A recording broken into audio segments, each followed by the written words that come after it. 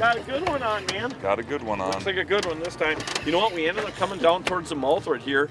Caught a few small ones on this first pass, but this has definitely got a little bit of weight to them. Definitely thumping good. Oh, yeah. You know, this time of year, it wouldn't be uncommon to get a 10, 12 pounder for sure. I mean, just the other day on the ice, them guys were really getting some nice fish in that same range, that 10, 12 range. You knew it on this one right away as soon as, they... It's a nice one. Right? Oh, it's a real nice one. Set the hook. Nice job, Pepsi. Nice job. That's a nice fish right there. Should get that on hook? Yeah, I'm loving it. You know what? Open water, as long as I don't go in the open water. And, so, you know, it's just one of them kind of things, like anything. You're always excited to get on the ice, get off the ice. Now we're on open water. This isn't a super long fish, but you can see how much girth is on that fish. You get a 30-incher now, you might get a 12-pounder, right, Larry? That's exactly. You catch them open water after the spawn, and you're talking 9 to 9.5 pounds probably. Still nice fish. Still yeah, beautiful fish, right. But these are really, really cool this time of year. I'm loving it. Let's get her back. Get another one. Yeah. Hey, I'll tell you what, Duxie, you got another one. Need the net for that one? Yeah. Oh. Here we go. I'll tell you what. I just went with a twister tail and a minnow this time, Kurt. Mix it up a little bit. Digging down pretty good. Nice job. You're gonna love that. I'll tell you what, a fatty too. Another nice fish right there. You're gonna love that. I love it because the season just begun. Nice fish. All right. Again. So you got a decent one, huh? I think so. Digging a little bit. Oh yeah, definitely good fish. Oh, that's a nice job. Woo! Nice job, Kurt. I'll tell you that. Thank you. You know what? Persistence always pays. Everybody, the wind picked up, and definitely that cold air coming off of that ice that's just a little bit south of here definitely cooled them temperatures down. Now, that fish just slammed it, huh? That fish slammed it, yeah. I mean, we've lost a lot of minnows today. These fish have been short hitting. It's cold. The water's cold yet. Yeah, it's only between 33 and 34 degrees. Yeah.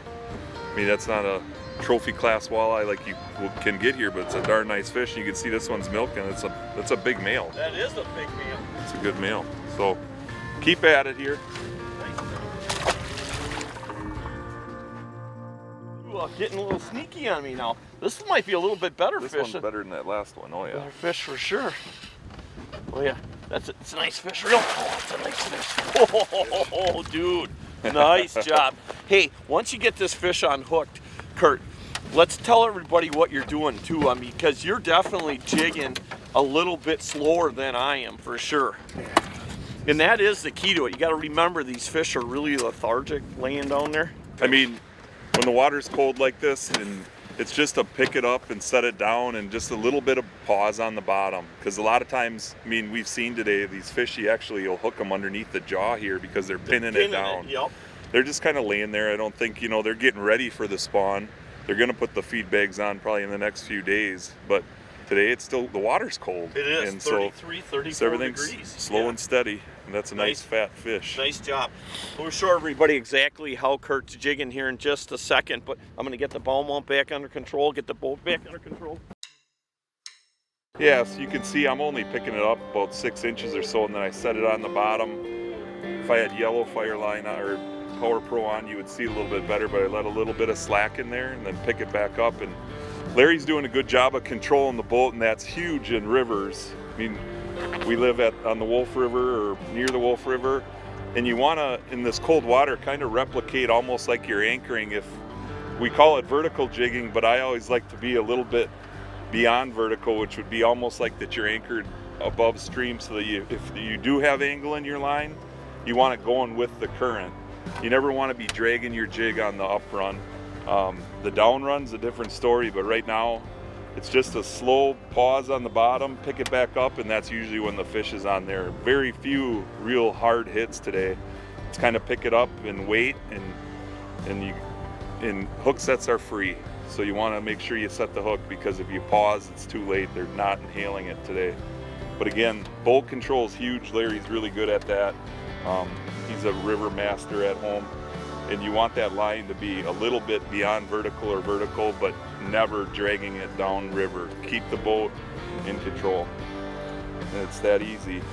Different days, as the water gets warmer, plastics and jigging a little bit more aggressive will turn on.